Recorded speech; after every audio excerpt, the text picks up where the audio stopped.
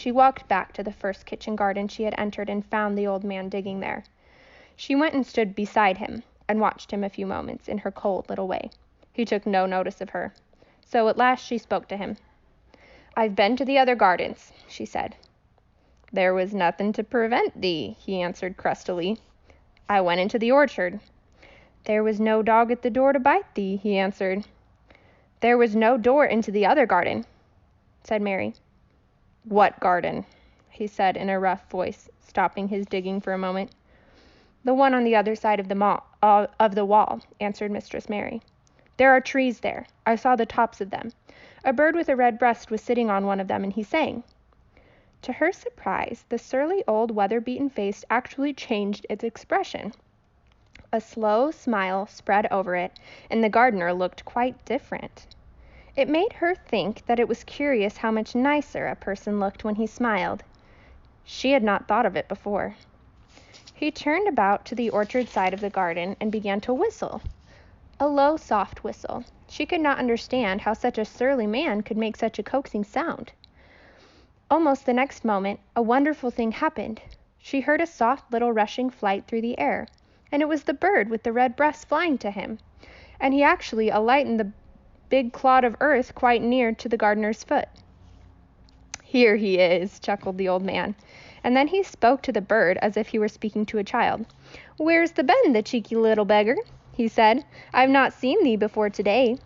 How's thou begin the curtain this early this season? Thou're too for'ard." The bird put his tiny head to one side and looked up at him with a soft bright eye which was like a black dewdrop. He seemed quite familiar and not the least afraid. He hopped about and pecked the earth briskly, looking for seeds and insects. It actually gave Mary a queer feeling in her heart because he was so pretty and cheerful and seemed so like a person. He had a tiny, plump body and a delicate beak and slender, delicate legs.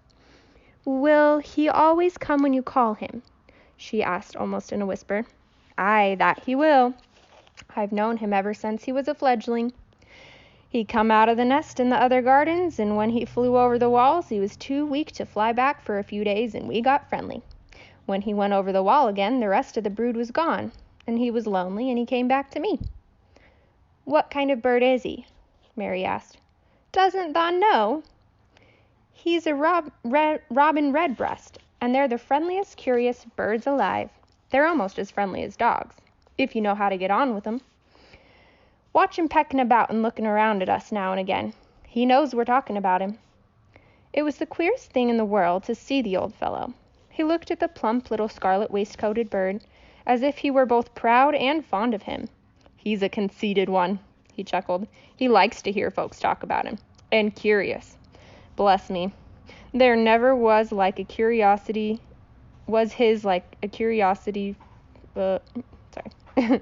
and curious, bless me, there never was his like for curiosity and meddlin'. He always comin' to see what I'm plantin'. He knows all the things Mr. Craven never troubles himself about. He's the head gardener, he is." The robin hopped about, busily pecking the soil, and now and then stopped and looked at them a little. Mary thought his black dewdrop eyes gazed at her with great curiosity.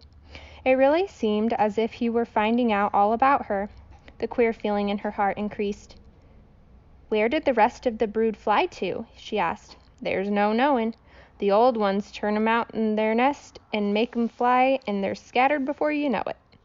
This one was a known one, and he knew he was lonely." Mistress Mary went a step nearer to the robin and looked at him very hard. "I'm lonely," she said. She had not known this before, that this was one of the things which made her feel sour and cross. She seemed to find out when the robin looked at her, and she looked at the robin. The old gardener pushed his cap back on his bald head and stared at her a minute.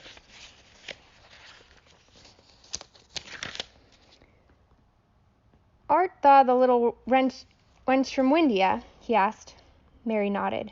"Then no wonder thou'rt lonely. Thou'll be lonelier before thou's done," he said. He began to dig again, driving his spade deep into the rich black garden soil while the robin hopped about, very busily employed. "What is your name?" Mary inquired. He stood up to her to answer. "Ben Weatherstaff," he answered, And then he added with a surly chuckle, I'm lonely myself except when he's with me, and he jerked his thumb toward the robin. He's the only friend I've got. I've got no friends at all, said Mary. I've never had any. My ayah didn't like me, and I never played with anyone. It is a Yorkshire habit to say what you think with blunt frankness, and old Ben Weatherstaff was a Yorkshire moor man. Then thou and me are a good bit alike, he said.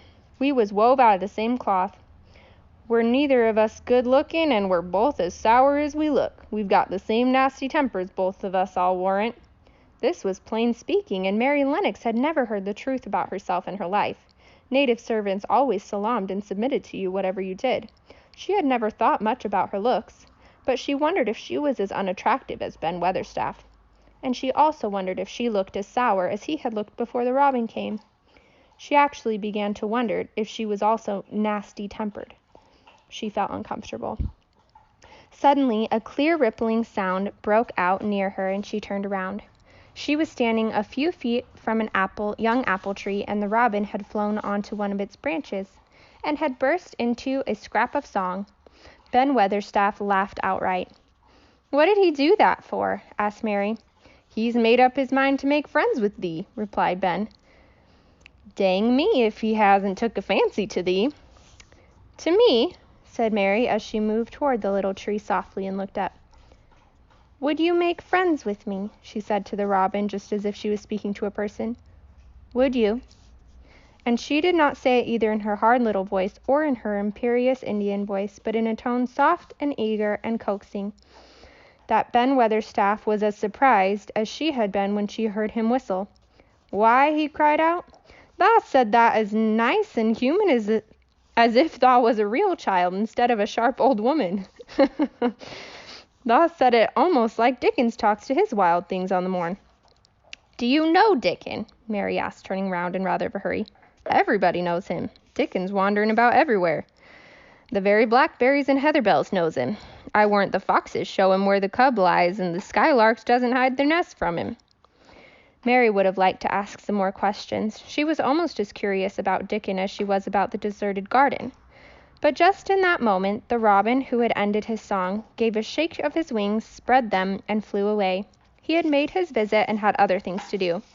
He has flown over the wall, Mary cried out, watching him. He has flown into the orchard, has flown across the other wall, into the garden where there is no door. He lives there, said old Ben. He came out of the egg out there. If he's courting, he's making up to some young madam of a robin that lives up those old rose trees there. Rose trees, said Mary. Are there rose trees? Ben Weatherstaff took up his spade again and began to dig. There was 10 year ago, he mumbled. I should like to see them, said Mary. Where's the green door? There must be a door somewhere. Ben drove his spade deep and looked as uncompanionable as he had looked when she had first saw him. There was 10 year ago, but there isn't now. No door, cried Mary. There must be.